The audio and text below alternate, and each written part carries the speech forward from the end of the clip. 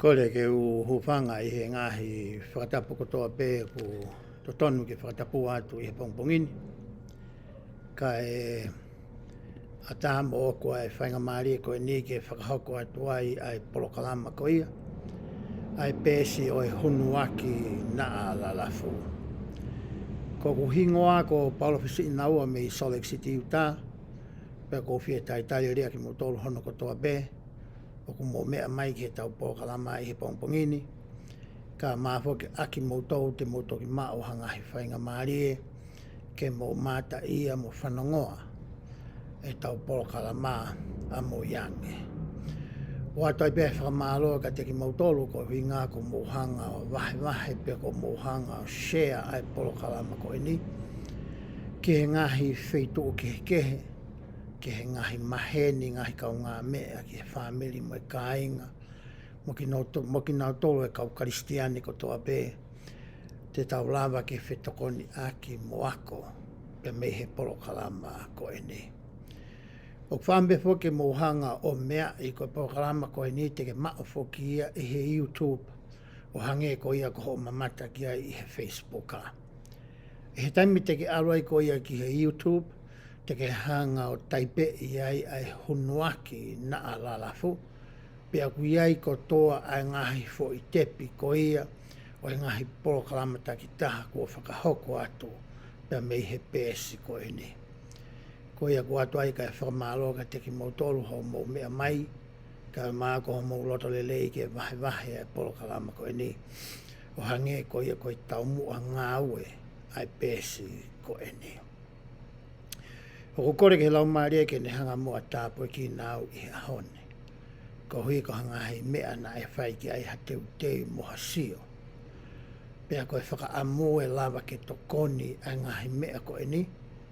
Ki ho ako whakafoi tui mo ho ako whakawhamiri. Pea lava ke whakalakalaka ai aho o ilo. Mai ngahi whaunga ko iau ke ako aki ai wholawhola. Kai umaafo ki aho whakamo oni ko ia. Ki he wholawhola mo ui ko ia ai otua. Ko ia o hange ko ia ku tauanga maheni ki ai he tau polokalama. Te tau raupe ngahi vesi he ahone te watu haki whamatala whakahistoria. Whikawaki pia mo e tohi laukonga ko ia oe ahoni. Aia ko e tohi ai ngahi Saame. Ko e Saame wahe uruaki, wahe ua, ko e wahe walu, wahe he kake tau rau katoa ai Saame I he ahone. Te uto'o pe hangahi konga tohi me he tohi ko ia ngahi Saame. Pa te tau sio ki ai pea ko tui e whiunga ia. Ko mea tō ki ai ai whamamafa ko ia o e kutala noa I he pongpongi ni. Ke mahu inga ko ia o e ngahi tohi ko eni. Ai ko tohi ko whai waheu te au ni manoa. Pea maianga ko ia ene mahu inga I kai ke ngata I he taimi ko ia o e fuakawa fōu. I he taimo e ko sisu klaisi mo ne kau apostolo. Ka ai maafoki ai ahoni ki a koe pea moa. I he wholawhola whakahange me koe nā tau talanoa mai koe ki ai ki mua. O ko wahe whoki ai ngahi tohi ko ia o e fuakawa motu a. Ai a ka pai aluho manatu koe tohi whoke whoka motu a koe tohi ko tohe toluhiwa. Pea ko wahe ia ke ngahi konga lalahi ko ia e whā koe nau ku hātu I ho o chati koe nau ku ke mea ki ai. Tau ilo ke ulaki tohi e nima, o ku iloa ia koe tohi o e lao. Pea hea so siua ki a e seta, koe tohi ia ku iloa e whahinga ai u tohi kātoa koe iau whakakulupu ki nau tō, pe whatahai ki nau tōlu. O iloa ia I māmani I he lotu whakaristiane, koe ngahi historia. Pea e tohi a siope ki he hiva ko ia a Solomone, o ku iloa ia koe ngahi tohi o e poto ai aku whaungai aki he kau tangata whautohi ai whaunga ko ia koe mau ke nau hanga whakahoko mai ai ngahi talanoa ko eni pe koe ngahi rea ko ia o e poto. Pea whakaosi rewa mea Isaia ki a Malakai o ku iloa ia koe kau palofita ai aku ia e kau palofita lalahi mo e ka opalo fita iki. He tautanoa koe ke tohi ko ia a siope ai koe kamataanga ia o tohi ko ia o e rea ko ia o ngahi rea o poto i whaunga ko ia ko e mau. Neongo na e tohi ai kongalahi o tohini o hangeha mau. Kana ke ilo i pea e koe moau ai fo i tala noa ko ia o na e tala noa kia e tohi ko ia a siope. Ko e ngahi Saame ia o kuki kehe si ia. Hono whaunga ko ia hono tohi. Ko e whahinga mau ko ia o kutaanga maheni taua kia i he senturi i wataha. Anu tau ngai aki i he ahone. Na e to'o ai whahinga mau ia ko ia, pe whakawae a whahinga mau ia ko ia, me he mau whakakariki, pa moe ngā mau na ngā ke he kaulo mā i he rea whakalatina. Aia ko hono na tula o e whahinga mau ko utaanga maheni taua kia i, ke lava ke e ongo tatau e whaka o singa o e ngahi fo i se e tesi kotoa i he mau, peka fo i se e tesi hono wā. Ko e natula ia o e whahinga mau ko ia o kutanga maheni taua ki ai. Ka pau teke o mai e whakakaukau ko ia, peke pehe tō kua teke ako a kia tohi a siope e whahinga whaunga mau ko ia, teke loto mamahi ko ia. He koe mau whakahepe lui, aia nai me whaita tau ia mo e mau whakakena ni, na e whakawae ia i he ngahi whakakaukau. Nei kei ke uhinga ia peheki ai ke na wongo tatau ai ngahi fo i rea. Nei kei ke pehe mau whakahepe lu ia. Ko whie mau ia ke langa ai mau i he fo i whakakaukau. Whakotuu mai i he vesi hono uruaki, ai fo i whakakaukau, pea tānaki au kia vesi hono wā, ke whakaatala, ai whakakaukau ko ia. Ai te tautoki tala noa ki ai, a mō iange o whika aki mo e whaunga mau ko ia, na e hiki aki e kau tangata whautohi, ai tohi ko ia ai Ngaahi Saame. Ka he taimini te uatu haki i whamatala no, o whikau aki pia mo historia ko ia, pe koe pui tua, o e tohi ko ia ai Ngaahi Saame. Ko e tohi ko ia ai Ngaahi Saame, na e whau pe hiki pe tohi ia, e he kau tangata kehe, aia na anau mo ui i he ngahi taimi keke. Na kai ke pehe ke tohi ko ni na e whai pe fui tau pe taha pe ua pe tolu, pe ka fui taimi tatau. E unau whakafuafua e he kau tangata skola, ko e taimi ko ni me he wahaa ko ia o e tau taha afe, ki he tau ni mange au ko ia pa toki aloi mai a kalaisi. O ki kai ke mahino ki he kau tangata ilo, pe kau tangata skola ia, pe na e taimi koe na nau hanga i o tohi a e tohi, pe na e nau hanga o hiki i he whaunga ko ia o kutaanga maheni ko ia ki ai, pe i kai. Ka ku pehe he kau tangata ia koe ni, makatuunga i he tohi ko ia a Saame wahe te au tolo fitu, o ku nau pehe ai eki nau tolu ia. Ngari, na i kai ke osi hono whakamā opo o e ngahi tohi koe ni, kai oua rewa, ai taimi ko ia na e awei ko ia ai kau siu, e he kau pāpilo ne, pea me seu sarema. Aia koe pure anga ia na i he saute. Hange ko ia na e wahe foki e whanua o e tala ofa, ki he ongo pure anga e ua. Aia koe ongo pure anga e ua ko ia, koe pure anga i he toke laupe koe noa te, mo pure anga koe e saute. Pea nofo rewa foki a whahinga hanga furu i he noa te, awe ki nau toria asilia i historia na tau situa me ai. Koe pure anga rewa koe kausiu, aia ko pāpilo neia, pa me haa koe ia pensimani, na awe ki nau toru ia ki Pāpilona. Pea ku pehe rewa e he kau tangata skola. Ngari me he whakarea ko ia wahe te au tolu fitu, wahe vesu uraki mo vesu tolu, na e toki whakahoko, pe whakakakato ai tohi ko ni Ngaahi Saame ia. E he taimi ko ia na nau I Papilonia. Toki o ngā lawa te vesi ura koe vai te auto pitu pe ai. Na a mau nofo ki lalo I he vee vai tafe o Papilonia. Io na a mau tangi I he mau manatu ki Saione. He nai whekau I ai e ki nau tōu na nau whakapōpula I a ki mau tōlu ke mau hiva. Pe ko ki nau tōlu nai whaka osi a ki mau tōlu nai nau whekau ke mau fia o nau pehe. Hiva mai ke te ki mau tōlu I he Ngaahi hiva o Saione. Ko whakamatala ia ai kau tangata skola o whekau aki tokua moini I. Na nau hanga ko ia o hiki mo whakamā opo. Ai tohi ko ia o ku iloa I he ahoni ko e tohi ai Ngaahi Saame.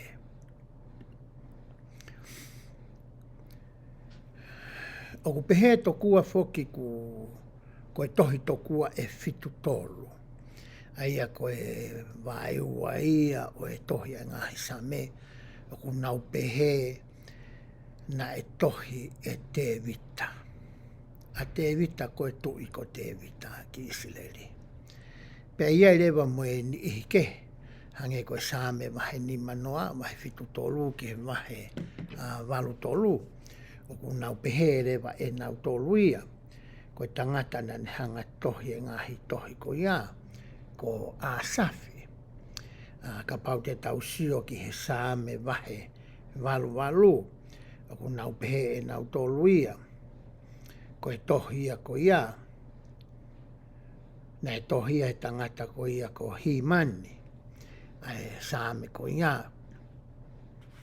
Pea e taimi ko te tausio ai ki he Ngaahi Saame.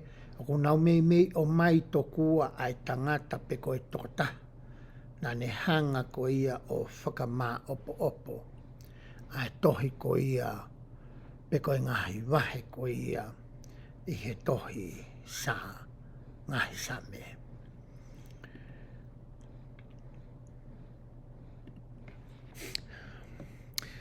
O ku pehe foki tokua ko e tohi ko ia ai Ngaahi Saame. Ko e tohi ia o ku hanga e he fuakawa fo'ou. O ngawe aki pe to'o mai hangahi whakamatala me tohi a Ngaahi Saame. O lahi ange ia. E hato e tohi kehe meihe fuakawa motu a. Na e ngawe aki e ekosisu kalaisi. Na e ngawe aki e he kautangata whautohi, kau apostolo. Ma tiu ma ake luke pe musione. Na nau to'o mai a ngahi rea me tohi a Ngaahi Saame. O ngawe aki he ngahi tohi ko ia na nau whao. I he fuakawa fo'ou. O kulahi foke a ngahi whakamatala I he tohi a Ngaahi Saame. O kuiai ha ngahi kikite whakapalofita, pe whakapalofisai ai. O whikau aki pea moe whakamo'ui pe koe EIKI ko ia ko sisu kalaisi. Moe ngahi mea e HOKU. Lolotonga ko ia ai mo'ui ai whakamo'ui I mamani. Peka pauku ke sio ki ho sāti. O ku ase atua e Ngaahi Saame.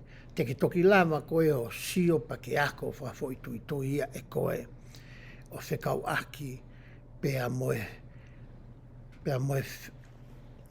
mono ngai aki ko ia o e tohi Ngaahi Saame I he fuakawa fo'ou. Aia hei kai ke utoe lawe au ki ai. I he tautala noa ko ia I he ahoni. Ko e tohi ko ia Ngaahi Saame o ku ki I kehe si ia I he whaunga ko e ni. Ko e tohi Ngaahi Saame ia ko e himi. Ko e himi ia ko e ni na e ngawe aki ia e he kau Isileri. Pea nau hiwai a Ngaahi himi ko e ni. E he taimi ko ia na nau aluai ki he temi pare ko ia na e langa ko ia e Solomone. Pea whakahoku ai Ngaahi Iowau ko ia na e whakahoku ai. Na e hiwai ai a Ngaahi Saame ia ko e ni. I he Ngaahi tempare, pe koe tempare ko e ni. O ku to'o e whoirea ko ia ko e Saame, o ku iloa I he rea whakahepelu, ko e tehi lime. o ku hinga ia ku hau ia me fo i lea ko e halal, aia ko hono uhinga, ke whai ha whakalangi langi, pe whai ha hiwa hosana ki he otua. Aia ku o mai e fo i lea koe ni, ai halal ko hono e rito o e fo i lea koe ni, pe ko hono aka, ko e fo i lea koe ia koe haleluia. Ko hono uhinga ke whai ha whakalangi langi ki a ia, pe ko ia we, aia koe whakahepe luia, o e hingoa ko ia koe Sihova. O ku ki ke he si ai Ngaahi Saame ia,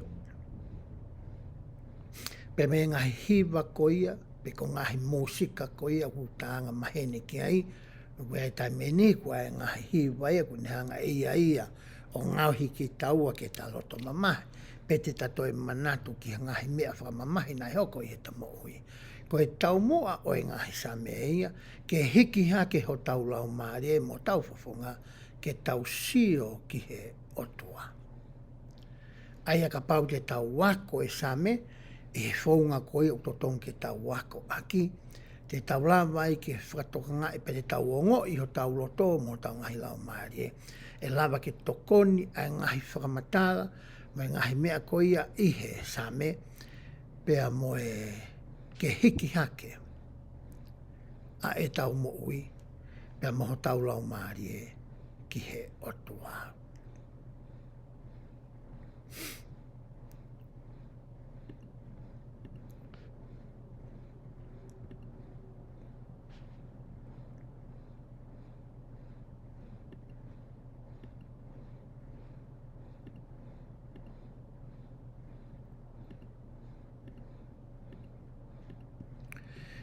Ko e whakamatala ia o whikau aki, pea mo e hoko ko ia ai Ngaahi Saame, ko e Ngaahi himi o hange ko ia ko e whakamatala, mo e whakahino, o ku o mai e he kautangata ko ia, o ku nau ilo, pea mo nau whakatotolo i he wholofola.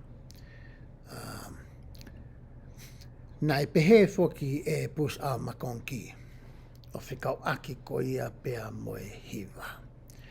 Ko e hiva, ko e konga ia o e Ngaahi lea, o e Ngaahi otua. O ku Ngaahi aki he Ngaahi otua. Pea ku o mai tokua ai hiva, pea ngawe aki e koe pea moao. Ke whai aki hata hiva ho sana ki he otua.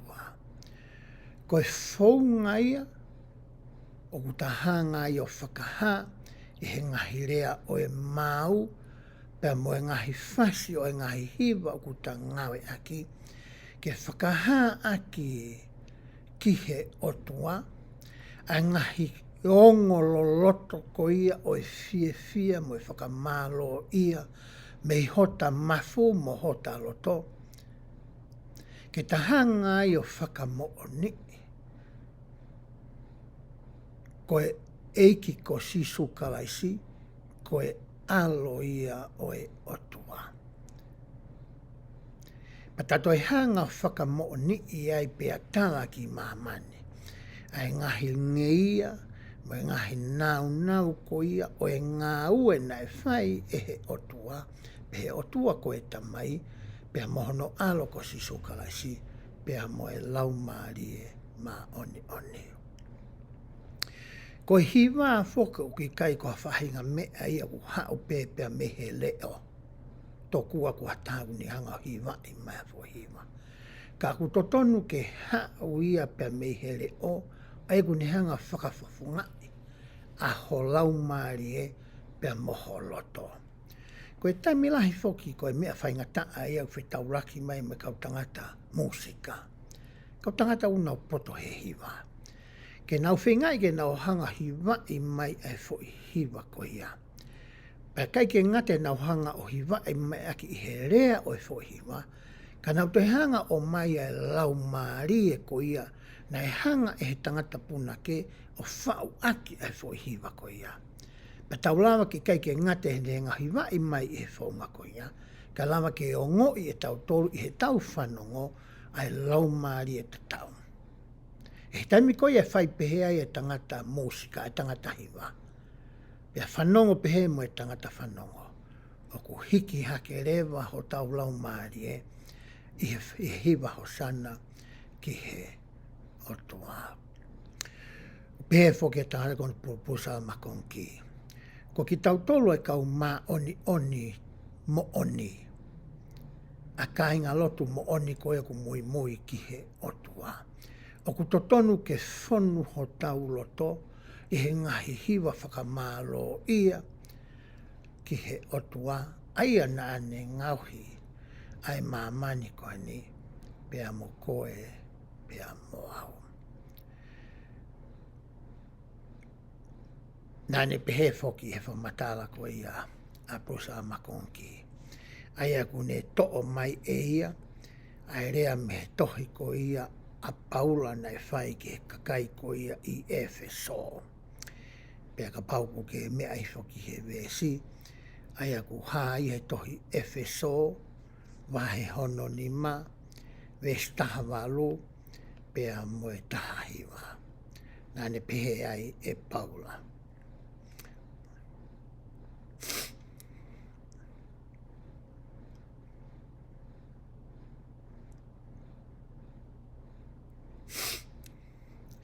Pea oua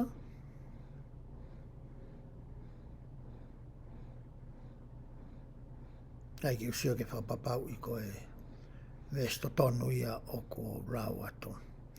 Vesta hai wau pehe. O whea rea aki mautolo i he Ngaahi Saame, mo e himi, mo e hiwa whakalau maarie, o hiwa ke ai maarie i ho mauloto ki he EIKI.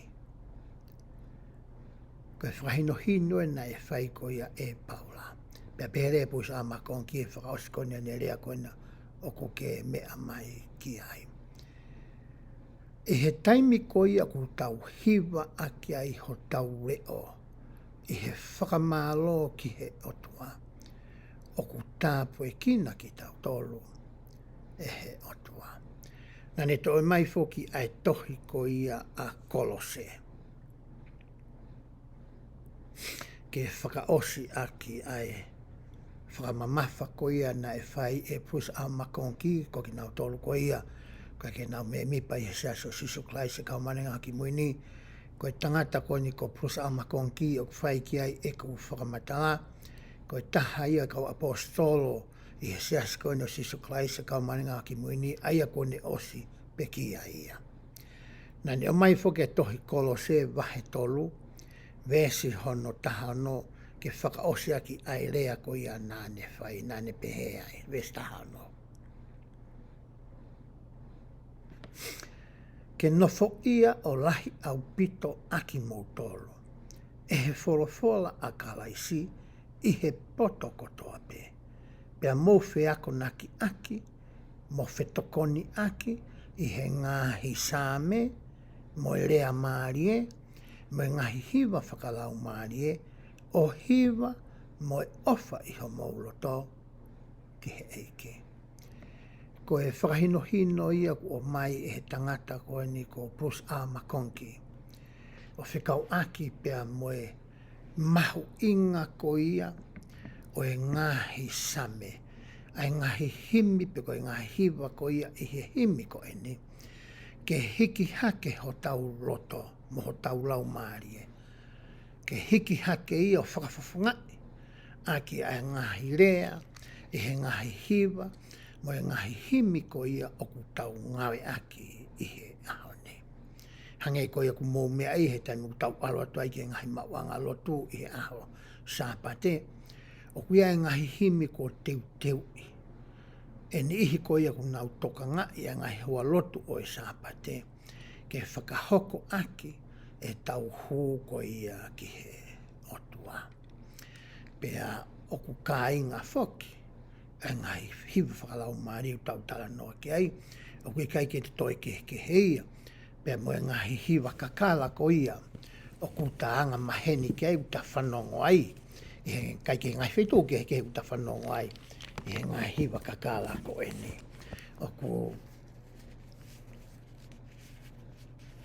hanga he kau tangata puna ke, o mai a ngahi hiwa ko ia, mo e rea o e hiwa ko ia, ke whakamahino ki he loto, o e kau whanongo, ai uhinga mo e taumua, mo e whoitala noa, mo e mea na e hoko, na e makatuunga ai hiwa ko ia. I kai toi ke he ia, pia mo e hiwa whakalau maari e ko ia tau tala noa ki ai. Nai toi hoko atu ai lau ko ia a Bruce Amakonki. Nā ne pehe e ia.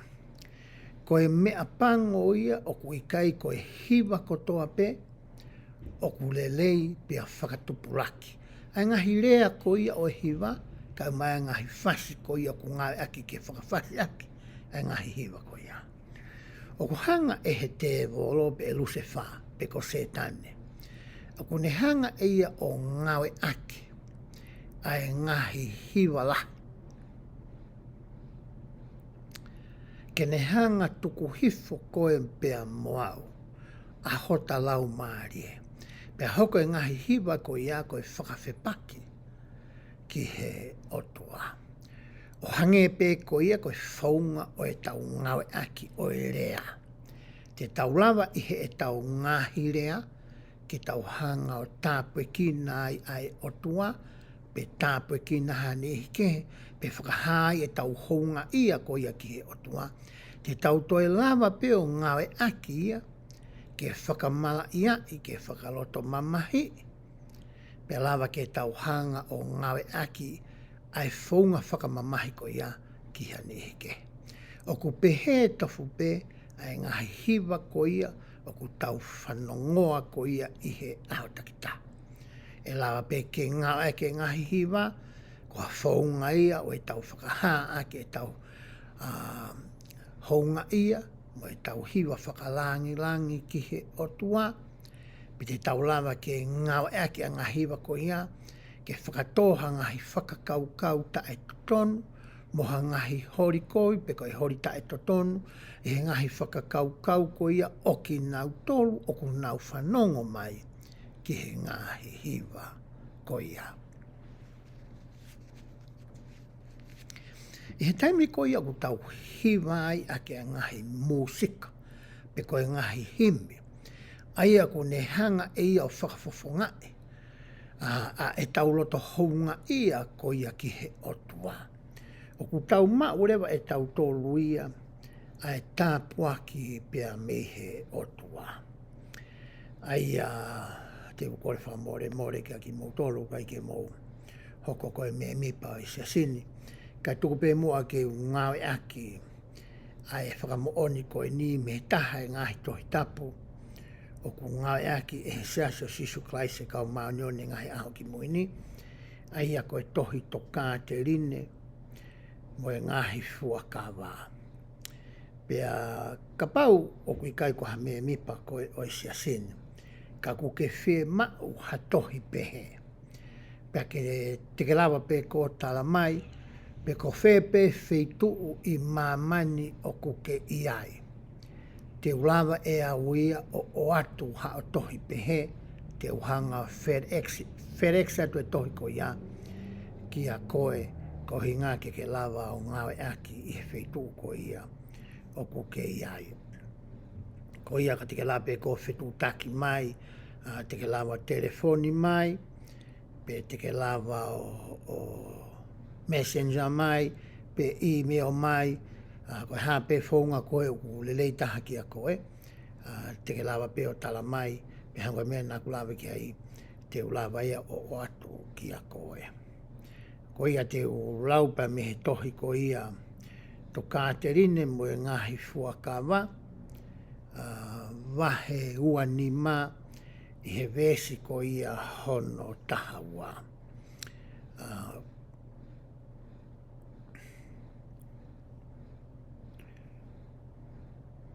O pehe hono he vesi uanima, he wahe uanima, vesi hono tahawa.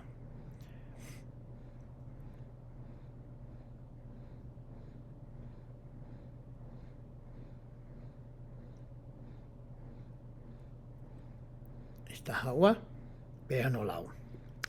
He oku fia a hoku lau maari I he hiva o e loto. Io, ko e hiva e kau mā oni, ko e lotu ia ki a te au. Pea e tāri ia aki, a e tāpu aki ki honau ulu.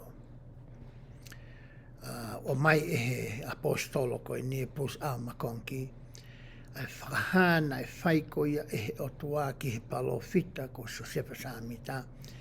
I he taimi ko ia nane whikau i ai hoa o e palofita a ema. Ke ne hanga whakamā opo, hanga hi hiva, pea hoko ia ko e tohi himi, ke ngawe aki e he kau me mipa ko ia siasi o sisu klaisi, o e kau mā oni I he ngahi aho ki moini. Pane whai ai tala ofa mo e palo mesi ko e ni. Aia koe toko lahi apuito e taime tau alu ki whale loto. Ko kurea ko e ni ke me mipa siasi o sisu klaisi, o e kau mā nene ngaho ki moini. I taime lahi tau ki whale loto, pe tau hua toko ia ki whale loto, o se hanga he kau ngāue e pisope, o teu I ai asenita mo e polo kalama ko ia o e sāpate takita. Pea I loto I he ngahi polo kalama, o kuna hanga o hiki mai e ngahi hiva ko ia te tau ngāwe aki. Pea I taim lahi ko taim ko ia ku tāi ko ia ai hiva, ko tau to sio holo ki he kāinga loto. O ku mei vau e kāinga loto ia, o ku nau sio noa ia pēnau tolu ia. O kai peke hataha ia e hiva. Ko hi whahinga hiva koe na tau wanga tau tō koe taho koe meitonga, na ka whakeha o ka nia moha piano. Na tau hiva a kapela peki tau tolu ia. Pena I loa ai tau tolu, pe o kulotonga I loa tau tolu I mamani, I he tafa aki ko ia whakamusika. He taimu hao e kau papalangi o ewa mai ko eke tau ngahi mawanga lotu. Koe mea ia ku nau tala noai, koe mea ku nau rea aki. O koe whahinga ongo ma ke he taimu hiwai. Ai kau Polinisia. Pea totonu ke mahino ki he kāinga lotu kotoa. Pea hange koe vesina kurao te wahe ua ni ma. Ta koe hiwa ia, koe konga ia o e tau lotu. Pea he taime oku ke hiwa ia, a tau tolu katoa. Whakafoi tui pa whakalofua ko ia I he ngahi lotu, I ngahi sakamita o alu ki ai. Tala mai rewa he vesea koe ni. E hanga he o tua ai a tāpo e kina koe pea moa. Koe ia koe kore koku o atu. E tamu tau ala I koe ke ngahi lotu. Ka pau e kaike toi ngāo eke o ka ni mo I piano. O ku wana iki pe e tau hiwa mo e tau whakawhetai ki he o tua. E tamu u tau hiwa ko toa ai. Kaike ngā tai e toi tokoni fo ke ngā hiwa koe ni ke tau whanau. Ia ni ku nau loto ke nau poto, I he rea whakatonga, e lawa ke tokoni e nau mui I he ngahi himi, o whekau aki pia mo e nau hori mo whainga ko ia, ke poto I he rea whakatonga. Ai ko tuiku mahu inga au pito pe ia ke a koe, e he nihi ko ia kautaki e ngahi wotakita, pia mehe wahe na aku lau atu ai, pia tokoni e ka inga roto, ke nau hiwa. Kai whakea tahata Polinisia wale he hiwa. O teike u whetauraki au ma Polinisia wale he hiwa. Neongo ka pau kai ki au ere o he ngahi reo he ngahi whahai ki o lunga ulawa re pe ngahi whahai ko ia ki lalo. Ko ia koe kōrea mo e whakaamu ai tohi ngahi Saame I he tau wako ko ia I he ahoni. Ki mua ke tau hoko atu ko ia pa tau sio ki haki Saame pe taha pe ua I he ahoni. O ko roto ke utala noa whikau aki mo e whaunga ko ia na e hiki ai tohi ko ia o e Ngaahi Saame pe ko e mau whakahepe lu ko e ni. Pe e tokoni ai ngahi whaunga ko ia te ulawe ki ai ka pau te ke ngawe aki pe mahi noi ai whaunga ko ni taimi te ke laua e ngahi vesta ki ta. Koutui e toi mahu inga maari e ange ai ngahi vesi ko ia o ku hā I he ngahi wahe takitaha o e tohi ko ia o e Saame. Ai ku to e whakamatala ko ia te uwhai. Ka pākua hanihi ku nau whie iro pe koku o mai e whakamatala ko ni mei whe. O ku o maia me he tohi volume uluaki ko ia o institute. Pe ko institute meno ko ia volume fika uluaki i he konga ko ia enrichment section G gona asiatu iho o sati kona a koe. O ku iai e whaunga o ku hangai e he kau tangata koe ni pe koe kau whautohi. Koe whaunga ni ku nau hanga whakatohi o ku nau ngawe aki. I he Ngaahi vesi ko ia i he tohi o e Ngaahi Saame. Pe te ukore wha more pe ka te ki mautolu. Te whenga pe ke puaki atu i he lea whakapiritania. Pea te hiri ko ia te whenga rewa ke whakahoko atu i he lea whakatonga. Koe whaunga ko ia whakatohi o ku nau ngawe aki. O ku iloa ia e he kautangata ko ia whautohi koe parallelism. Ko hinga whilea koe parallelism, ko ha fo i whakakaukau e ua pe toe lahiange. Ai e lava ke ngawe aki hange koe ni. I he vesi ko te tau lawe ki ai he tohi Saame wahe wā vesi wha. Te tau tala noa ai whikau aki moe whaunga ko e ni. Pea kuiai rewa whaahinga kehe o e parallelism te tau tala noa ki ai i he ahoni. O ku ngai aki he tohi a Ngaahi Saame. Ko e whaunga uruaki te ke whakatonga e tohi a Ngaahi Saame o ku ia ko e synonymous parallelism. O ku hinga synonymous parallelism, kono hanga e he vesi ko ia o e Ngaahi Saame, o ne toi hanga e ia o toi tala mai pe whakaha mai ki a koe, ai fo i whakakaukau na e o mai ko ia i he vesi hono uluaki. Ai a ku tala noa e fo i vesi uluaki, mo e fo i vesi hono wa ki he mea tatau. Fo i mea tatau tofu. Ka kuna ngawe aki, hawhanki i rea o ngari kuna kehe ai. Ko ia ka pahe kai ke tatokanga he ta ako koe tohi koe Ngaahi Saame, o whatokanga i ai synonymous parallelism koe na aku tala noa ki ai. He kai ke mahu inga maarie ai Ngaahi vesi. Pa te uto o mai whakatātā koe ia o mai e tohi seminary. Tau sio ke tohi ko ia a Saame, wahe hono wa, mo e vesi ko ia hono wha, ke tau sio ange pe te taulawa ke whakatokanga ai whaunga ko e ni ko e synonymous parallelism ko ni whai ki ai tala noa. Ko ia te u aru ke tohi ko ia ai Saame, wahe ko ia hono wa, vesi hono wha.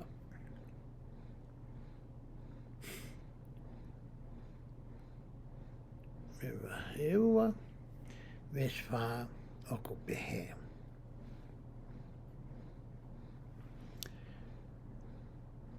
Ko ia o ku nofo i he Ngaahi langi e kata ia.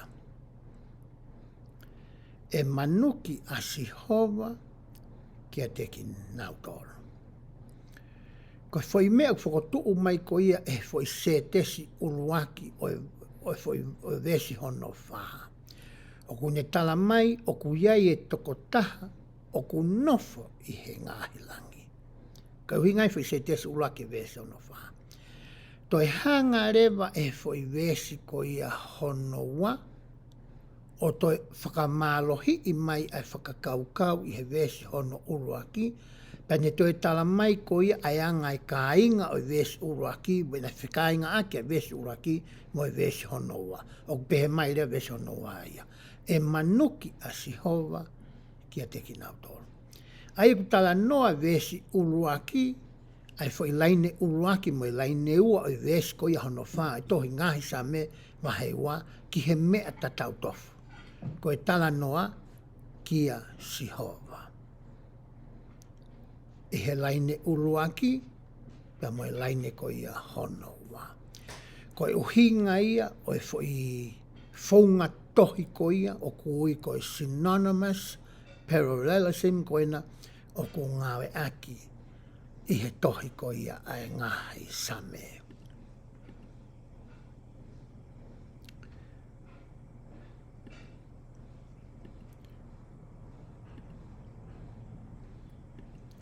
Ko e whaunga ko ia honoua o ku ngai aki ko ia i he tohi ai Ngāhi Saame, e kautangata whautohui o ku ia ko e synthetic parallelism.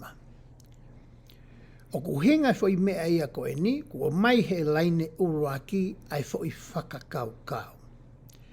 Pe hangarewa he e ngahi laini ko ia o ku hoko mai i he fo i vesi ko ia, ko ne hanga e ia o tānaki mai ai ngahi whakakaukau ke. Ki he fo i whakakaukau ko ia ko mai i he laine hono uruaki. Ai ku hangarewa he laine hono ua tolu mo e wha, o ne toi whakaatalahi mai, pe tānaki atu, ki he fo i whakakaukau ko ia i he vesi hono. Pe ko e laine ko ia hono uruaki o e vesi ko ia. Pea ko mai rewa e he tohi, ai tohi Saame wahe uluaki, vesi hono tolu. Pea te rau atu, pea ka pauku ke iai hao tohi tapu, ke moi ki ai, ko tui te ke lawa rewa ke tau whenga ke whakatotoloi, ai anga ko ia o e hoko ai laine hono hoko, ke tānaki atu ki he whakakaukau o mai he fo i laine hono uluaki. Ai ku pehe laine uluaki o e Saame wahe uluaki, vesi hono tolu. Pea e tatau ia mo e akau kua tō i he vee vai tawhi. Tala noa ni ke fu akau. Fui whakaukau ia ko mai ko ia he laine uruaki. Ko e akau o ku tō i he ngahi vee vai tawhi. Mai rehe fu i laine hono ai whakaukau ko ia. Whakaukau ko ni. Aia o ku omi hono fua i hono wha ahi tau. Tāna ki atu e laine hono ua, ki he fo i whakakaukau koe ko mahe laine hono uruaki. E kai ke ngata he fu akau e ne tuu, kai to e tāna ki atu ai laine hono ua, o ne tala mai, ko ne o mai ai ngahi fua. Ki he fu akau i he ngahi whahai tau totono. Tau sio ke vesi hono tolu, e toi tānaki a ki he whakakaukau ko ia, ai na o mai ko he vehe fui laine hono uruaki, pe rewa he laine hono tolu ia. Pea ko hono lau foki e kai ke mai. Tala noa rewa laine hono tolu ki he lau ko ia e fu akau, o tala noa ke laine hono uruaki. Ko hungai fui lea koe ko synthetic parallelism. Tala noa laine ua, whakalahi atu ke whakakaukau ko mahe laine uruaki, toi pehepe mo e laine hono tolu o i fo i vesi ko ia o i Saame wahe uruaki vesi hono tolu. Pa tuki whakaosi lewa i fo i laine whakamui pe, pea ko ia kotoa pe o kune whai e monu ia. Hangarewa e he laine hono wha o i fo i vesi tatau. O hai e whakakaukau ko ia fu akau, ki a koe mea moau. Koe whaungai a taha ka pau te ke ako aki e tohi ko ia ai Ngāhi Saame. Te ke sio koe ai o ku lahi au pito hono Ngāwe aki e he kautangata whau tohi ko ia, pe whau mau ko ia e he tohi a Ngāhi Saame, ai whaunga koe ni nā aku tala noa ko ia ki ai. O kunau te o mai foki ai whaunga e taha. E he tohi koe ni. Ai tohi koe na institute koe ni koe nau to'o me iai. Ai whakahino hino koe ni. Aia koe whaunga koe ne taha koe ni o ku ia. Koe antithetic parallelism. O ku hinga ia. Wai fo i whakakaukau. O ku whakotuu mahe laine uruaki ko ia. O e fo i vesi.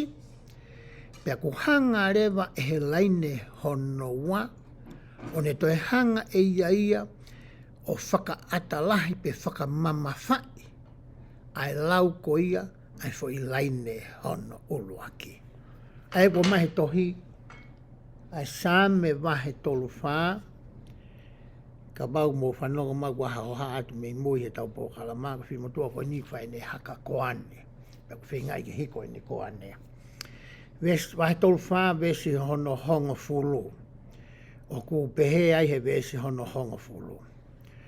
O ku masiva a whangalaione mui mo fie ka ia.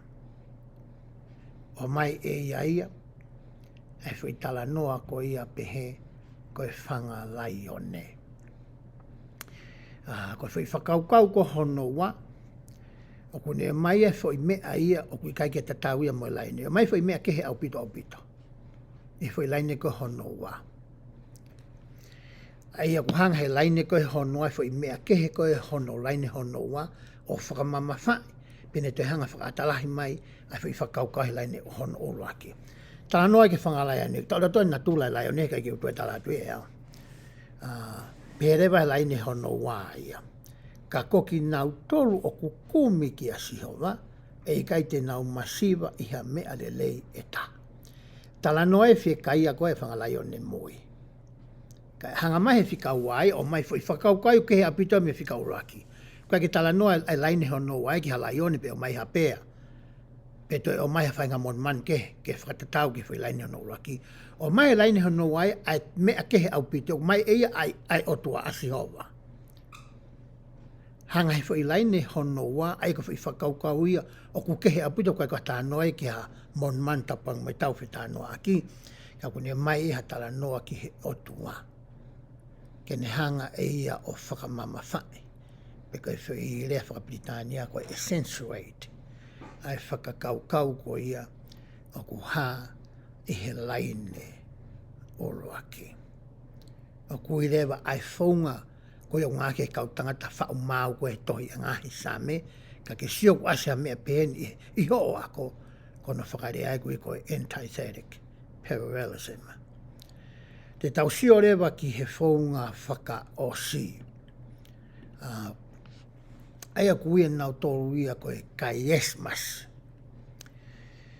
Koe kai esmas koe ni, ko nau hanga o ngawe aki hangahi whakakaukau, pea osko ia pa nau toe ngaki pe whakakaukau tatau, ka nau hanga nau tolo furi, ai fo i whakakaukau koe ia, ai o mai i he laine koe ia hono ua.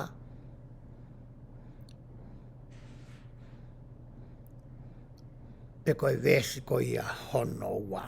Whakato o mahe vesi hono ura ki fo i whakakaukau o peheni. O mai lewa eia tau pehe ka pau koe fo i whakaukau ki aku nima. Te tau lage pehe. Ei pe koe taha ua tolu wha nima.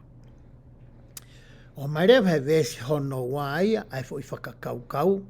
O kamata uruaki fo i uruaki whakaukau koe he laine uruaki.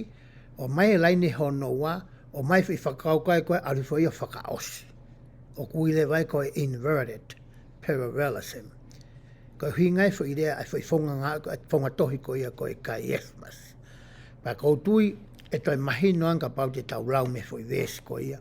Saame wahe tolu vesi hono fitu pe mohono walu. Pea te ulau atu le vai ia hene. Pehe vesi hono fitu. Tu uhake e sihova. Whakamo ui au e hoku o tua. He kua ke tai hoku Ngaahi whiri, ko toa pe i honau hui kou ahe.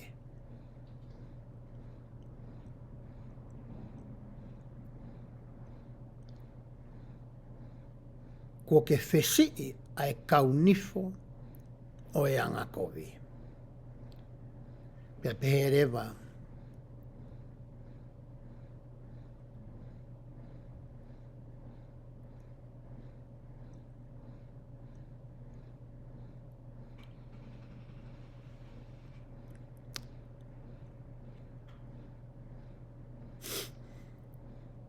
Pere vesi ko ia hono walu.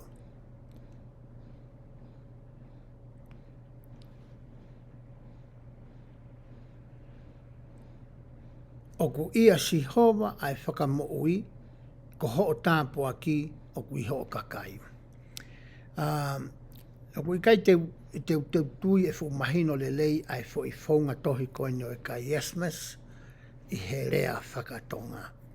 Ka te whinga ke uhanga o atu ai anga koia e na whelave i he rea whakapiritania. Ko e vesi fitu e na ku asi atu pa mo e vesi koia hono walu. Peka paure te tau sio ke anga koia tuu ai fo i vesi koe ni i he rea whakapiritania. Ka pau te whinga pe ke usuange pe lava pe o ngai ake rea whakatonga.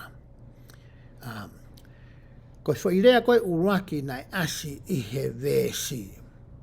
Nā kulaua te vesi hono fitu. Tuu hake e sihova. Whakamo uiau. Ko i whakaukau ia o mai ko ia e he vesi hono fitu. Whakamo uiau. Ka pau te ke sio ki he vesi hono walu. Asia e fo i rea ko ia. Ko e rea whabitania foki ko e salvation. Ko e rea whakatonga ko e rea whabitania e fo i vesi hono fitu. O ku pehe fo ke vesi hono fitu. Tu hake e sihova. Peko e hoko ati fo i vesi hono fitu laine no pehe. Whakamo uiau. Te kisio ke whakamo ui au ko he vesi hono fitu, ta tau toh pe ia mo e whakamo ui i he vesi ko ia hono walu. Pe rewa he vesi hono fitu, e sihova. Pe he vesi hono walu ka pau te kisio fuki ai, sihova, oku ia sihova. Whai tatau e sihova ko ia, mo sihova ko ia ku asi i he vesi ko ia hono fitu. Perewa he vesi hono fitu. Ko ke tā e hoko Ngaahi whiri. O ku perewa he vesi hono walu. I he rea whakapritania.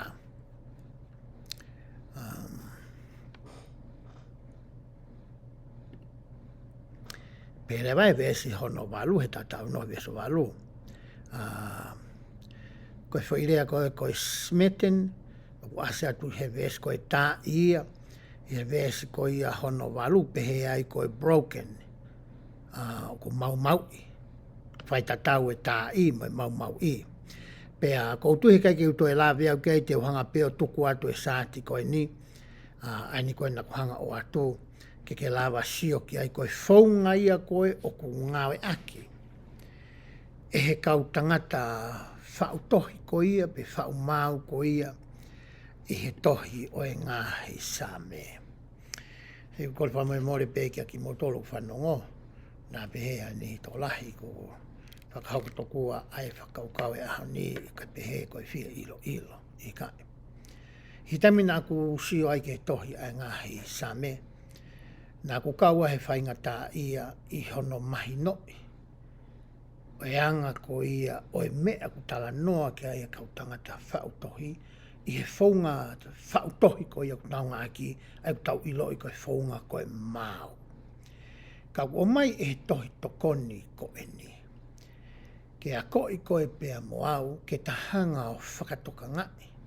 Ai whaunga koe ni kunaunga e aki, i he ngahi vesi takita, i he ngahi wahe takita. Pea koutu i he taime mahino ai ngahi whaunga ko ia, e toi mahu inga maarie au pito. Ai ngahi vesi koe ni ki he atamai, pea moe loto moe lau maarie. Pea la mai ke tauhanga o iloi pea o ngoi, ai whahinga lau maarie whakakikite ko ia, na e ngawe aki, e kau whautohi ko ia, pea mei mua. Kono hinga ia na aku whakakau wai, neongo kui whaingataa ke li liu ki he lea whakatonga. Ka nā ku loto peke tau lawe ki ai he koutui, ko e ki eni ke ne hanga o veteki, pe whakaawa e matapā o e ilo mo e mai no, ki kai ke ngata i he ngahi tohi ko ia ai Ngaahi Saame, Ka he taimi te tau wa'u atu ai ke ngahi whamatala e kaupalo fita, i tohi ko ia pia me ia Isaia o lere ai ki a Malakai. Tau te fito ki he tohi ko ia a Isaia. Ko ia te ulawe ai ki he, te ulawe ki Ngaahi vesi, me ha Saame pe mau te to'o mai pe fo i Saame pe tolu, pe koutoi o ku whiunga ia. E tohi Saame wahe uraki te tau tānoa ke hewa Saame o ke no noi ngahi vesi ko ia pe vesi hono uraki. O ku monu ia ai tangata o ku ikai ewe ewa i he whakakau ai anga kovi. Pe tuku i he hala o e kau wanga hala. Pe nofo i he nofoa o e manuki. Hei kai ke whainga taa ia ki he tama koe ni ke ne hanga spela i mai whakapatonu.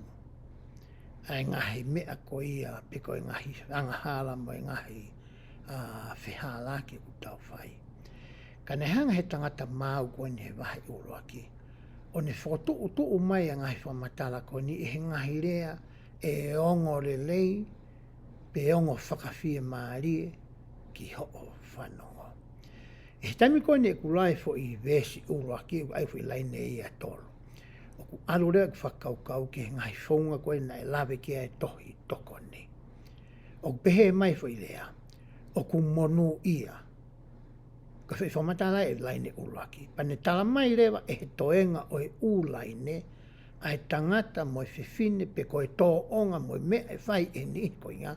Ke na ua usia ai monu ia koe ni o mai e he konga koe ia o e laine uruaki o e vesi. Hoko te vesi. Ko hai o ku monu ia, ko e tangata pe whiwhine o ku ikai a ewa i he whakakaukau ai anga kovi. Tala noa ia ki he ata mai, ki he whakakaukau, ko e ata mai, mea ki whakakau i whakaaho. O waifo ke taime ni pia whia lau foki ko e otua poto. I he kore ko ia na e whai e Solomone ki he otua. Nā ne kore foki ne mau ai poto, ke lawa ke whai aki e ne tuutu uni, mo ne whakahino hino e ne hoko koe tui. Ka nei kai ke hanga e he otua ia o ange ki ai whahinga mālohi mo e totonu, ke ne lawa ke ilo ai whakakaukau, ai tangata. Koe tōtaha pēku ne iloi, ai whakakaukau ko ia ai tangata, ta mo ngai whakaukau fufu o e loto, koe otua pēta. Ia whakerea e tangata nai pehe. Koe taurahi taha hoko i he mo ui koe ni, o kui kai koe ngahi tau i o whai he mala e tau. I he taurahi hono uraki, i hono ua, i he tau nai whai he kūri wha. Pehe ia e ia. Koe taurahi taha hoko i he mo ui a koe ni, o whai he ngai loki fufu o e loto, pea mo e ata mai. O huinga kia e lau e tangata Saame, i he vesi ko i hono uraki. O ku monu ia ai tangata mo e whiwhini, o ku na whenga ke whakamaa, ai whakakaukau whakaaho. He ko huinga maho i ngā e whakakaukau pe koe ata mai he tala noa ai Saame, he kono hinga ka pau e whakawhonu e tau whakakaukau. Ati hangai whakaukau ta e totonu i ngai mea tau sio ki ai. E hanga rewa e he ngai whakakaukau ko ia, o ave ki tau tolu ki he ngai wheitu uhala. Ia whakerea e kau tangata puna ke ku pehe, o ku monu ia ai la vea ia. Ka pai la vea ho mahifi hosi, o ni matapuang mo koe, he ku whaito o pea sai. O ku whaito o whee rewa ai uri ko ia ku ihe ata mai pia mai roto. O whaunga whee ona whainga ki hau ki tua. Ko mea whainga tā hau pito pito. E pe whaino hino ia kau tangata ilo. Mai ngai whaunga te taulawa ke toni ia ki tau tonu. Ai ko taha ngai whaino ta mai whinga iho tau mata ki tau sio ki ngai mea tu tonu. Hango mea nai whai ko e te vita he tala noa ko e mapati sepa. Ia te mea ni ko ki taulawa o ku hāpe ia i mua he tau no. Ka koe tau hila pe kai pesio ke. Ko hinga ke ua nofo e whakakaukau ko ia, I ho tau ata mai, o hange ko e rea ai tangata Saame. Toi pehe mai lehe tangata Saame he vesi uraki. Monu ia tangata koe o ku maa hono ata mai, kai ke ae vai whakakaukau. Pe tuu I he hala o e kawanga hala. Tala noa mai nia ki ho vae, ki ho o ngā ue, mea kou ke whai whakaaho. Ko hingai whai laine hono wa.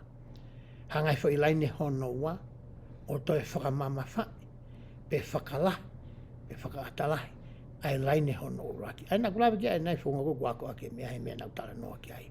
Nau tala noa ki he synonymous, nā ku tala noa ki he antithetic, nā ku tala noa au ki he chiasmus, pea nā aku, ko ngahi mea nā tala noa ki Afrika aki mono ako e tohi koe ni.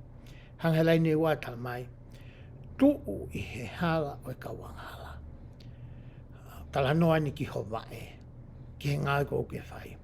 He kapau e uri ho o whakakaukau, pea moho loto, e hanga e mea ko ia ave ho sino, ai ko ho vae ko whai ko no ave ho sino.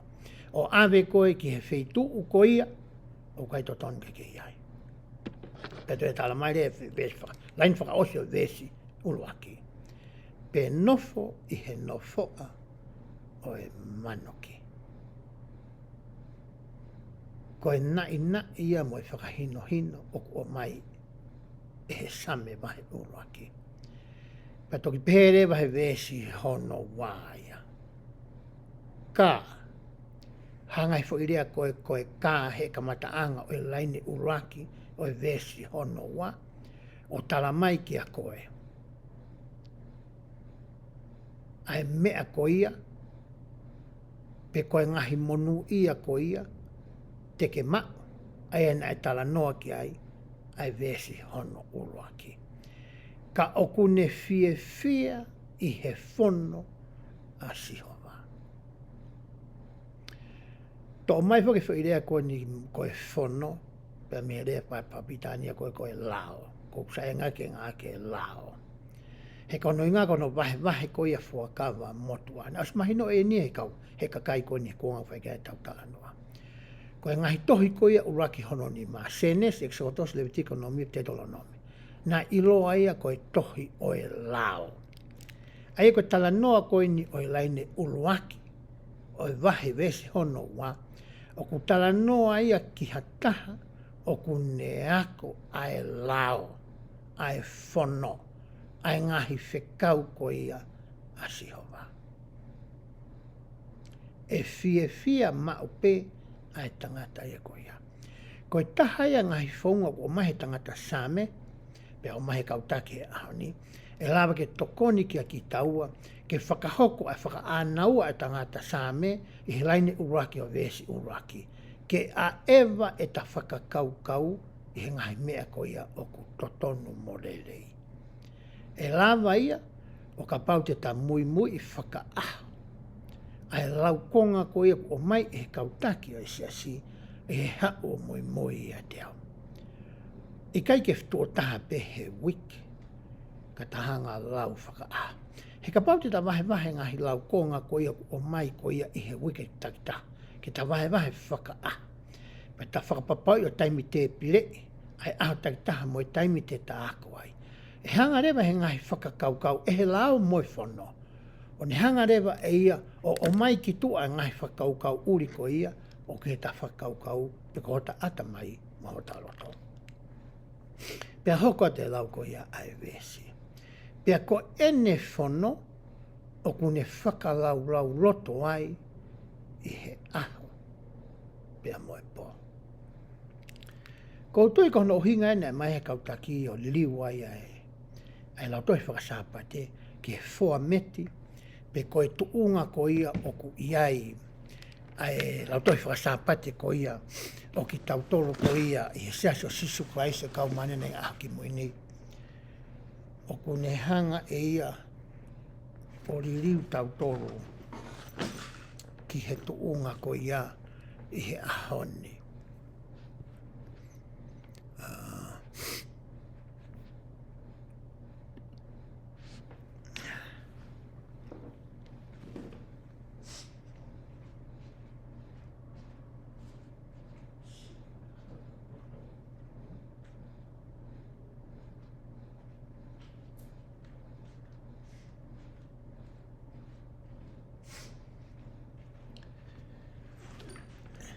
mo ka fa mo le pe ku ko toksi hai fa ku puria e ko chacha ko ni ku le top ko ni tau ngawe aki pe ko ni ko aro fa sio mai na pe au tuku i api ka ko ni o ko ma mai pe ai ki mea ko ni ke tau ngawe aki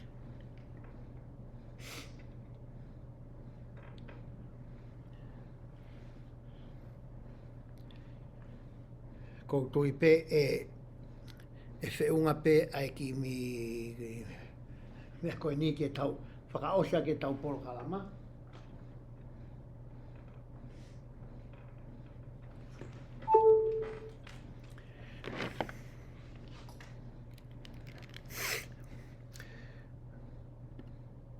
ko whamai mori atu ko hinga koe nai ki se whau ke maka oe le topo alwe ke osi pe a me maari e pena tuku pe ai charge a hene oe kai ke awe ki api kai tuku mua ke hoka atu e tau lau ko i a vesi whakaosi po ke fo i laini ko whakaosi tala noa ki he whono pa ko tui ko hinga ia nai o mai ai riu ko e nai whai e siasi i tamua te tau wako whaka aho ai wholofola.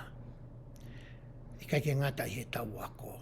O toi whi mao whokia ke tau whakalau loto ki ai. Ko e kongalahi e ku teu ko ia i he wiketakita. I kai ke ngata pe whoki he ku lau ko ia ai wholofola ku o mai. Kai te o mai e ngahi tohi ke. Ko e ngahi tohi tokoni. O kune hanga whakamatala, ai ngahi mea kehe o whikau aki, pa moe ngahi wahe ko tau lau. I kai ke ngatai, o kui ai moe ngahi VTO, kai ke ngatai ngahi VTO, o kui ai moe ngahi polo kalamarea, pe koe podcast, o ko whanongo ai. Tokua ke tokoni ki he polo kalama ko ni utau whai. Pa he aho takita, o ku lahi abui tau taimi o ko whakalau loto. Pe au whakakau, whihu i hoku ata mai ma hoku loto, whiwhiri ke he ngahi mea, i he aho kotoa pe aku tokoni ia ki a te au. Kono hinga ke whakamaa, e ku whakakau, pe a mo hoku loto. Mana tui upai ki utala te au ko hau i kai, more ke mamaawi, mo sianga mo turi e te au. Ka koe ngahi mea e koutui e tokoni ki a koe pia moau. Ai whaunga fo au koni ko o mai e kautaki ke tau ngawe aki i he tau lautoi whakasāpate pe koe tau wako ko i e whorwhora.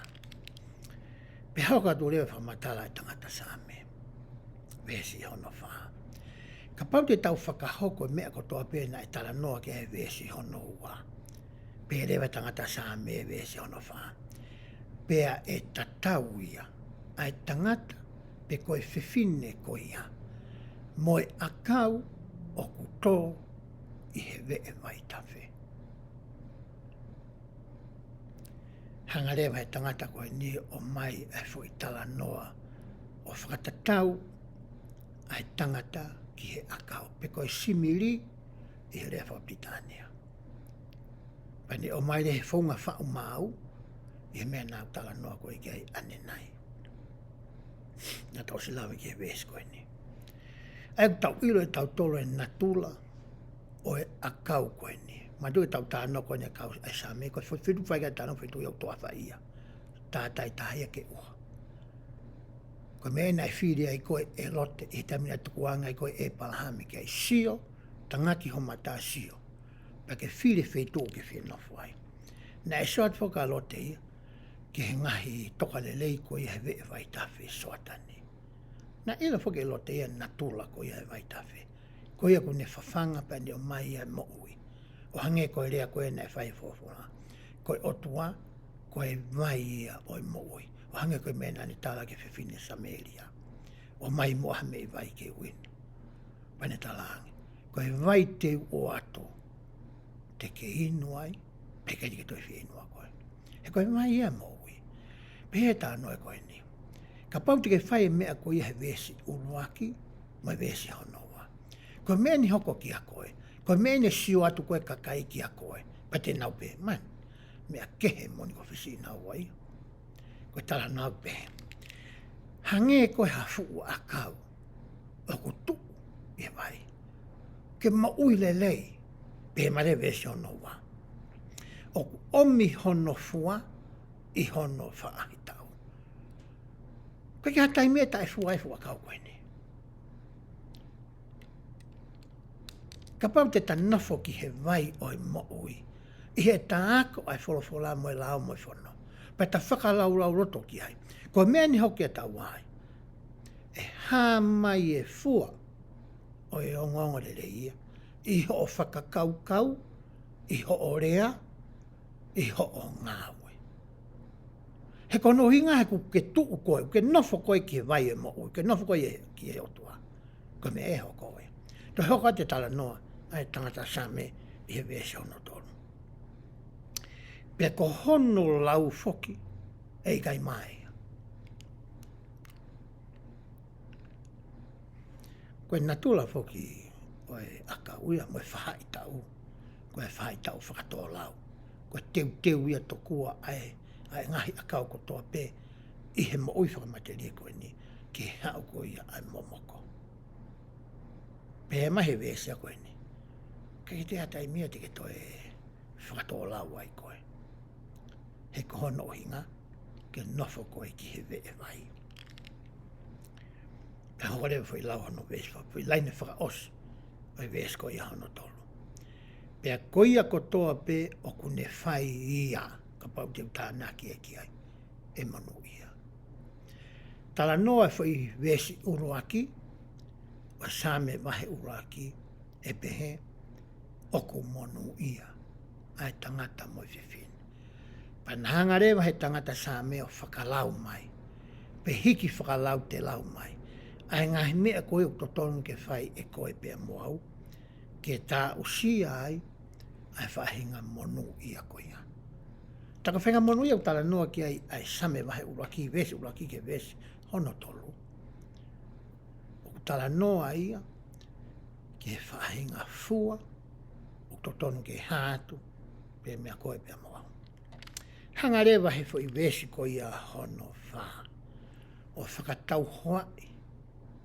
Ai ni ihi o kunau whai a ngahi mea vesi uraki ke vesi hono tolu. Pea moi ni ihi ko ne vesi hono wha. O ku pehe vesi hono wha. O ku ikai ke pehe ai anga ko vihia. Ka aku tatau ia mo e kafu. Aia o ku viringia i he matangi. Hanga he tangata Saame o to'o mai. Ai whaunga koe ku hangai e kau tangata i mua. O whinga i koe ia ke to'o ai te nga i wite. Pea mehe fo i wite. Os koe ia hono utu koe ia ai ngou e wite. Pea nā tau tāno ai ke ngahi wahe whaka motua. Pea nā osilanga he kakai koe kuanga mua. Hangahi wheitu uke o mai wite o tuku ai. Pea nau hanga rewa tā ai wite. Man tiu tuusi ngahi. Ka ke pia ke tuusi pe i o lunga tuusi ai waa. Ai apu akau. Ko ngā befu akau, ko kai whakafu akau. Kau tuusi mai ai waa wite. Me kere. Pea nau hanga ko ia tauaka pia tā ko ia wite. Pea pehere whakamatala ko ia tangata. Ai tangata Saame. Pea viringia rewa ai kafu ia. Kai TAUHI fo i wite ki whitu ko ia ku tānaki ai. Pehe tangata Saame vesi ono wha. Oku pehe tofu pe ai tangata anga kowe. Oku viringia holope ia i he matangi. Ka taimiko oku tā i ko ia wite. Hangarea matangia puhi e kafu. Ave ia. Ka ke whitu e tōki ai. Ai ki fo i kafu ko ia. Whakatatau i he tangata Saame. Ki ha tangata pe ko hawhiwhine oku anga kovi. Hoko tene whamatala e vesi ononima. Ko ia kui kai ke tuu ai anga kovi, i he whakamau, pe koe anga hala, i he whakataha oi mā oni oni. Ka pāti ke whatonga e tango uta whai a whihala, tata o te whitu, lea pia koe ni ki hea, me mipa siasa sisu klaisi, e kau maninga o ki moini. He tango whai he me mipa ha whihala aki. Te tau whatonga e reu kamata rewa ke he hengi e tamai a koe ia. Kamata rewa ia ke teka toko taha holope, a tamai a koe ia, pe koe whiwhine koe ia. Kamata rewa kai ke aluange ki he lotu. Kamata rewa ke te siokita ku ne rea ke ngahi rea kui kai ke whiunga. Ne whai ngahi tonga ku kai ke whiunga. Pe he tala noa koe ni. He kuongo he tangata e koe au kai ke whiunga ia. Ea ene mo ui. Ke kau whakataha moki nau tolu koe ia.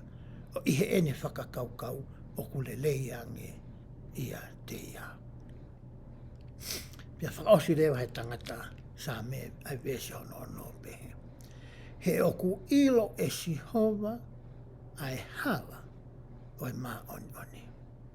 Ka koe hala oi anga kovi e auha ia. Hanga rewa he tangata Saame wahe uruaki. O ne hanga whakamā opo opo kotoa. Ai mea na e tala noa kia he uvesi i mua. O ne pehe rewa. Ka pau te ke whakahoku a ngai mea na e tala noa kia i mua. E hoko e otua, e hoko e lau maari mā onioni, koho takaua. Te ke monu ia tene whakahino hino i koe.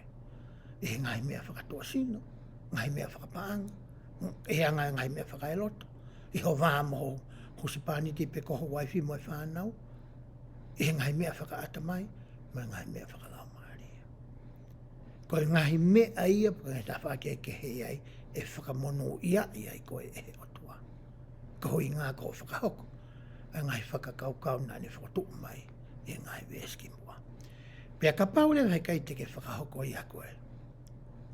Pe mai rewa e he tangata Saame ia. Te ke auha koe, ai tangata oku anga kovi. Nā tau tala noa ki ai he tohi ko ia ka siope i he tau situa mai ko ia me he laukonga nai toki osi.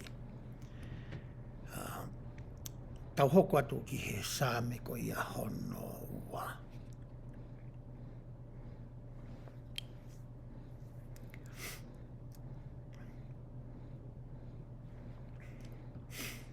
O pē tohi Saame ko ia hono ua.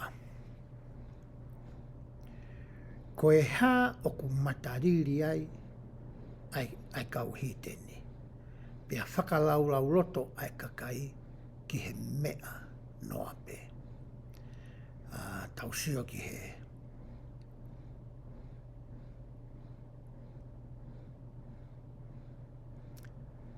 Ki he tala noa ko i he vesi uraki una o mai ngahi pure anga. O ko i kai whoki uroko sa ia e fo i liu ko ni ai kau hite ni. He tala noa laini uraki e vesi hono wā ia ki he Ngaahi pure anga. Tala noa rewa vesi hono wā, tala mai koe kakai. I kai ko whi mea tatau pe, ko sinono mai sena tano ki ane nai. Pure anga, vesi ai fo i laini uraki, kakai e fo i laini honoa. Tala noa pe ki fo i mea tatau pe, ka ko whi rea ke he o ne ngai aki. Pure anga, moe kakai. Pe koe haa ku matariri ai kau hiteni, pe hoko mai lea hono wā pe he, pe whakalaulau roto ai kakai ki he mea noa pe. Pe hoko tu lewa lau ai vesi ia.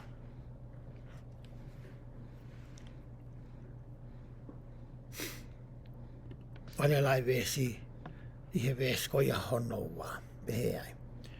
O ku tuu hake whakataha ai ngahi tui o mamani. Pia whakakaukau whakataha ai kau pure ki a sihova mo ia kone pani o pehe. Ke tau motuhi ena ngahi hai pea ri aki e na ngahi afo ia te ki nau tolu. Tau sio ke foi vesi, laine hono e vesi hono tolu. Laine uraki tala noa ke he ngahi hai. Tala noa rewa laine honoa ke he ngahi afo. Foi mea ta tau pe ia ua, i foi rea keke. Oku ne ngai aki.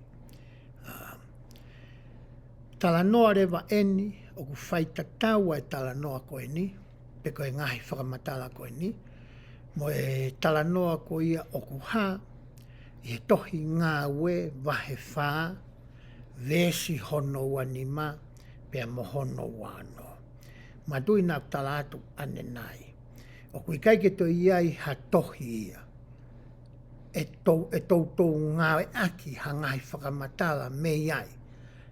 E he fuakawa fo ou, kai ngata pe i he tohi ko ia o e Ngaahi Saame. I he tohi ngā ue wahe whā vesi wanima, mo i wāno o pehe ai. Toki hanga lau, peti ke sio ange, peti ke hanga whatoka ngai. Ai ngahi mea ku to'o mai, mai ngahi rea ku to'o mai, pea me he tohi ai Ngaahi Saame wahe wā vesi uraki ki he wā, o whakaao ngai i he tohi ko ni pehe ai, he vesi wanima i tohi ngā ue wahe whā. Pea kua nau whanongo ki ai, pea nau hiki whakataha hake ho nau re o ki he otua, o nau pehe. E eiki koe otua a koe, nā ke ngauhi ai langi, mo e mamani, pea mo e tahi, mo e mea kotoa pe oku i ai. A koe nā ke pehe i he ngutu o ho tamau eiki ko te evita. Hei koe Saame kom tau tāna wahe uraki, wahe wā, mo e wahe fitu tolu, pehe koe nai whau ia te evita. Koe hā oku riri ai seni taire. Pea mahalo mea wa inga ai e he kakai. To'o mai fo i rea koe ia. A te evita koe ni he Saame koe ni ua. Vesi uruaki mo e vesi wa. Whakaao ngai ia e he tohi ngā ue.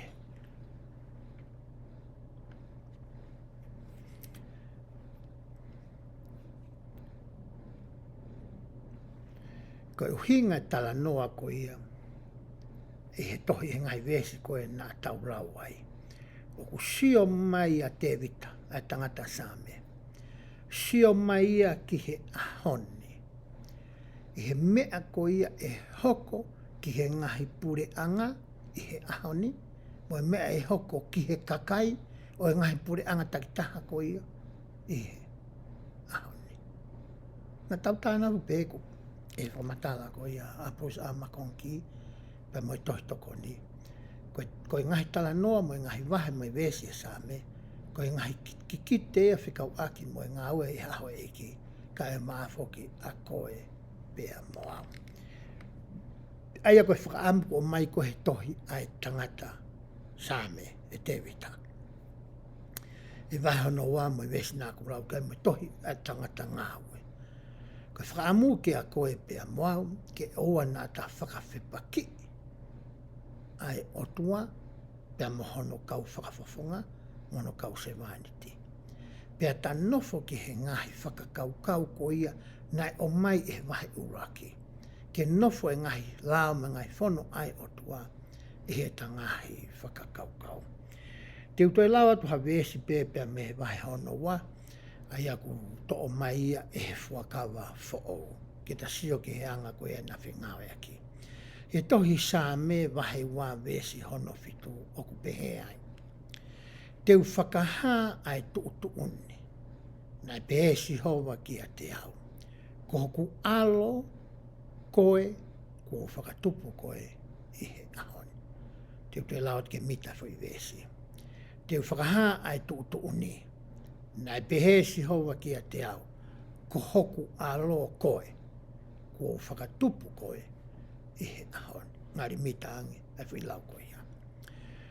Tupati tau aru ke tohi koe ia a he pelu i he whakawa fo'ou.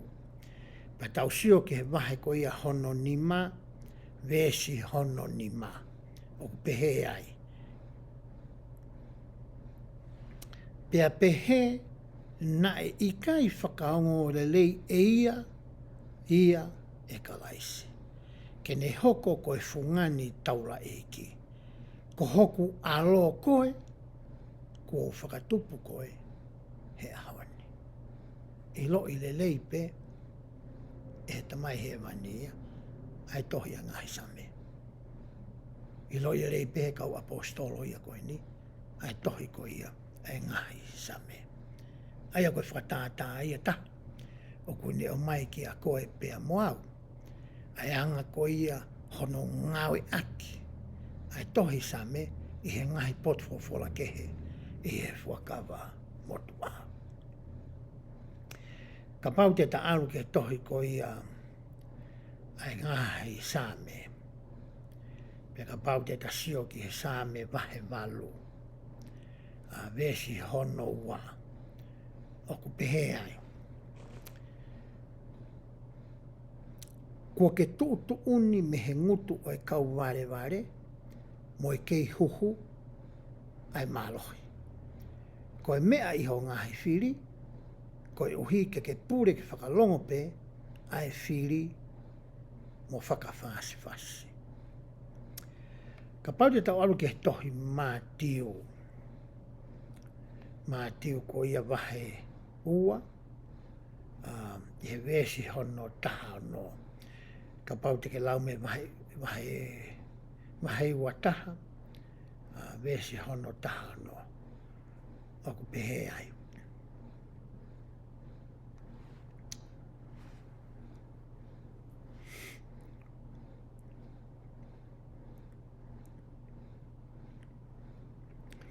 O nau pehe ki a te ia. O kuke o ngoi e nau lea, pia talange susuka te ki nau tau. Io, pe au te si I ke maulau.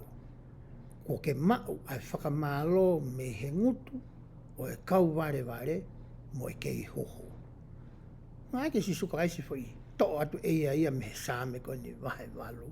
Vesi hono wa ke whai ake ne whakahino ko ni. I he fuakawa fo au. Ko e tahaya ngahi whaunga o ku ngāi aki ai. E he fuakawa fo au ai Ngaahi Saame. Te whakaosi aki me he fuakawa fo au ai lau koe me tohi aluke wahe hono ua wha vesi wha ki he vesi hono whaono. Pehe ai.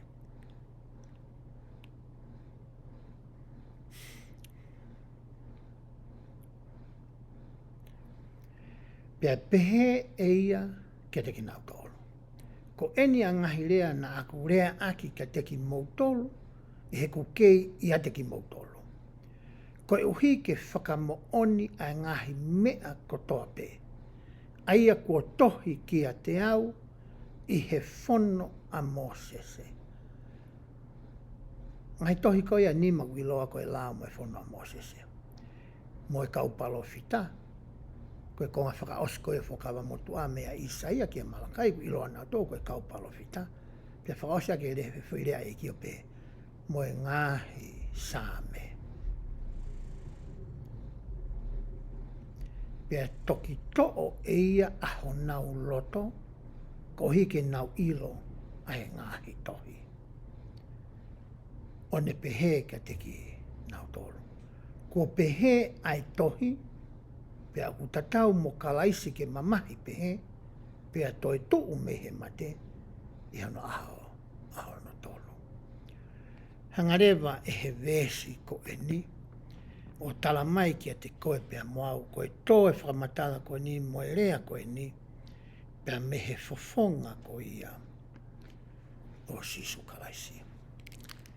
Nā ne hanga o mai ai whakamatala me Ngaahi Saame, aia koe ngahi whamatala I he Ngaahi Saame, o ia e ngahi whamatala ai ki a sisu kalaisi.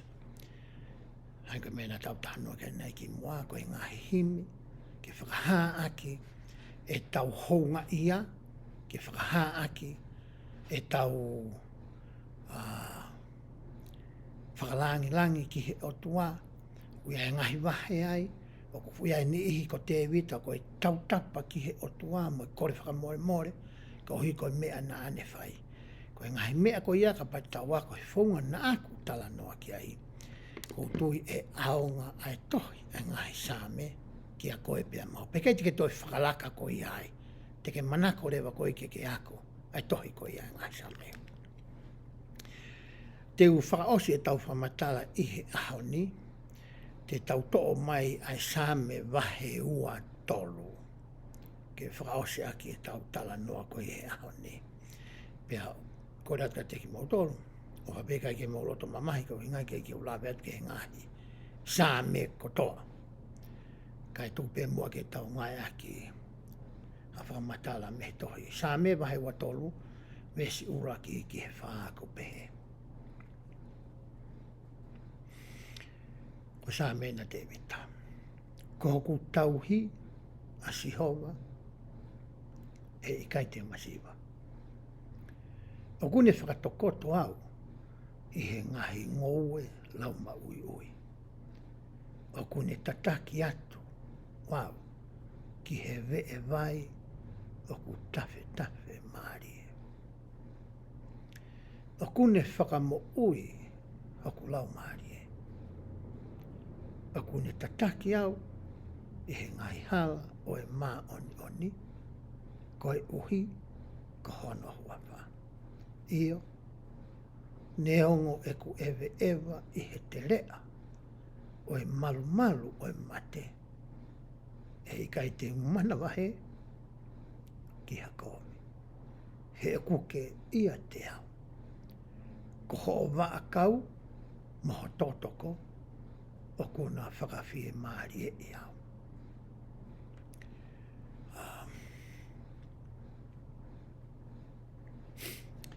Tā noa ai vesi koe ne. O whikau aki mo e whatongia o e tauhi sipi. Pe ko e tauhi sipi lerei. Nai pehe e Elder Holland.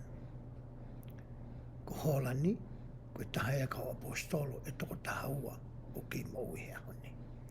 Nāne pehe. O ku tau fie mau e ki tau tolu ia ha tauhi sipi. He kuiai e taimilahi ia. O tau mau ia e ngai whikau ai o tua. O hei taimilahi kua ke tau tokanga mo talanga fua ke ne ngai whikau. I he ta e ilo. Pe koe whai i he ilo pau. Pe tau tafoki ai ki tau tolu ia.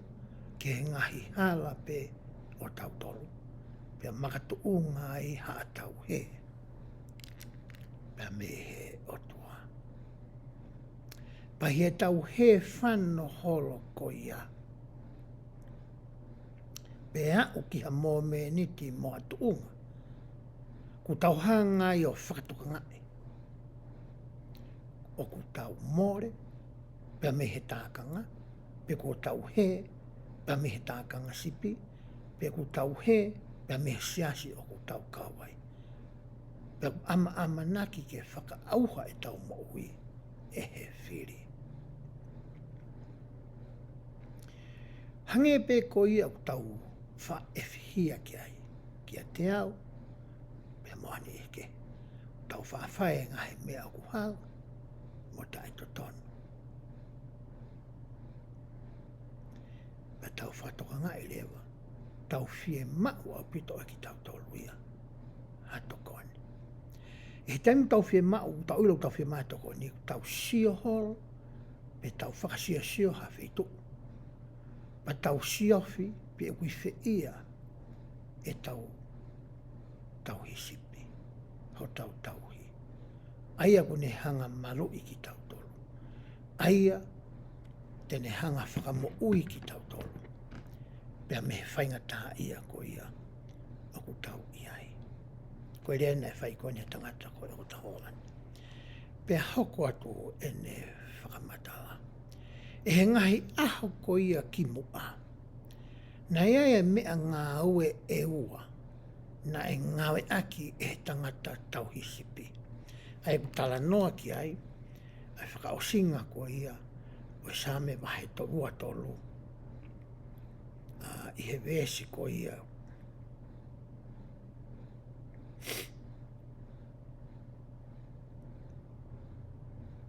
Vesi hono wha o ku pehe, ko ho waa a kau, pia moho toko. Nai pere vai e tangata koe ni ko e Holland. Ko mea ngau e ko ngā ke tangata tausipi, ko e waa kau. Pere whapitania, ko e rod. Pia moe toko, pe ko e staff. Ko e mea ngā ko he tangata tausipi. Ko e waa kau ia, o me hange hano naturana po vai.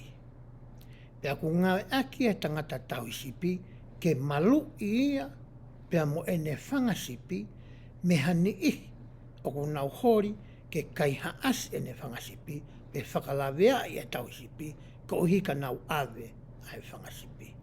O ku ngā aki e tangata tausipi, pane pere po matala koe nea Holani. He taimi ko ku poto ai tangata tauhisipi, he kuhanga e he pō mai, o whakahaki a koe pia mo au, ai mālohi mo iwi. He taimi ko ku ngawe aki e tangata kune iloi ai ahono ngawe aki. O ku hai ai mālohi ko ia o e pōwai i he whaunga kune ngawe aki. Ko e toko ia, o ku ki ke he si ia, to e ki i loloa ange toko ia. Pe koe aha koe fo i toko e wākau, pe hangeha fo i huka ia i olonga i he toko. Pe koe uhinga oi fo i huka ko ia. O ku uhinga ia ke whakahauwhi aki hasipi. Pe heu i mai aki hasipi. O ku amanaki ke he meihe tākanga sipi. Pe mawahe meihe tākanga sipi. Ai aku tala noa e toko i. Ki he ofa. Pea moe whahinga malu, moe maluanga. O ku tokanga ki ai, pe ku taumua ki ai, ai tangata tauhisipi. O ku pehe tofu pea ngahi wholofola ko ia ku tahako i he ahoni. Hange ko ia ku tau ilo iu toko lahi a tau tolu, ko e kau tauhisipi ki tau tolu. Ko koe tamai, mo whae, ko e tauhisipi ki moua. Pea koe whaunga tauhisipi o mai e o tua ki tau ngāo ia ki whaunga tauhi. O kui kai aha taimia, ke peheke ni o mai ai ki ta whakamālohi, hani i, ke nā whau. Pe whakamālohi i hani i, ke whai ha mea ku ta pehe o totonu. Koe tauhisipi o ku ta whai e tau waia. Ke ta iloi ai hingoa o e ta whangasipi.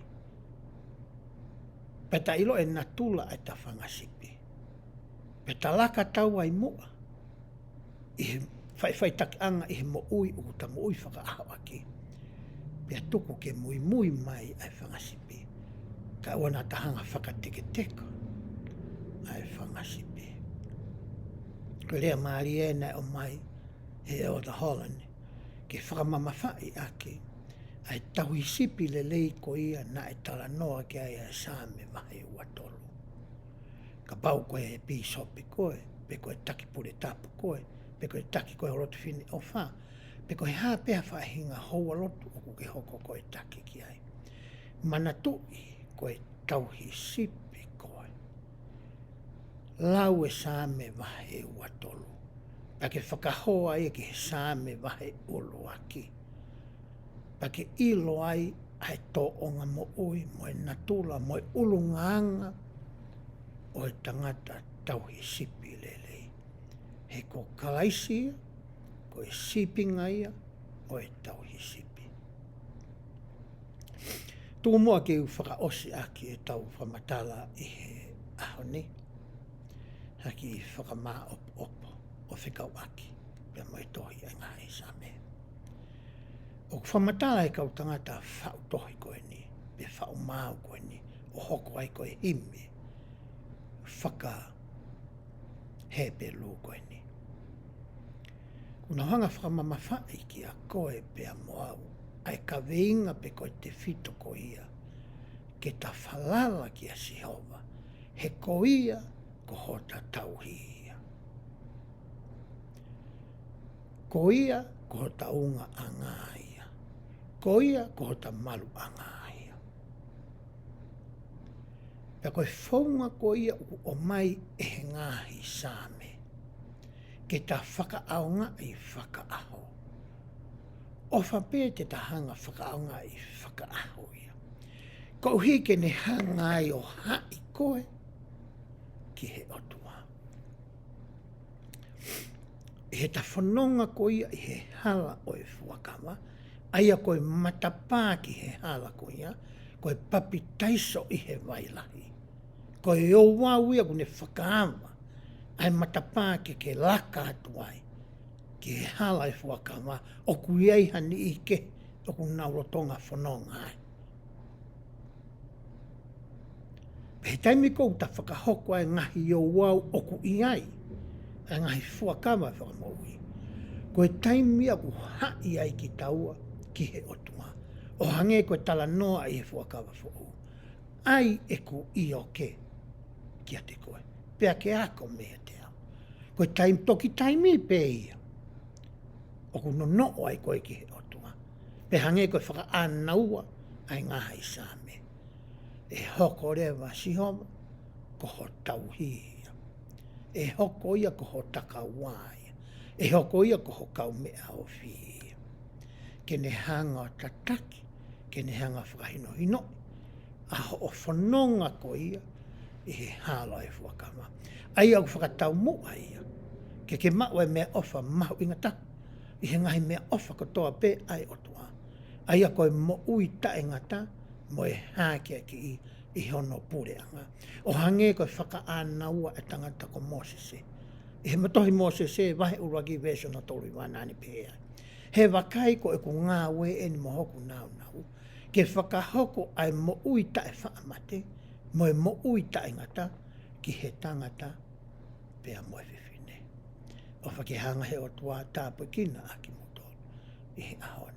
Pea ofa pēna e toko ni haki mea si i he ngai whunga na atau tala noa ki ai. Ke toni i koe iho ako ke hiki haki. Aho atamai ho whakaukau holo toho mafu moho lau maari e. Pea tau sio taha ki he o tua. Ki hono whakalangi langi. I he ngahi hiva mo e ngahi mau. Mo e ngahi taanga katoa pē u tau wanga ki ai. I he ngahi himi u tau ngāwe aki. Mo e ngāue u tau whai. E he wāwha siso klaisi. Amen.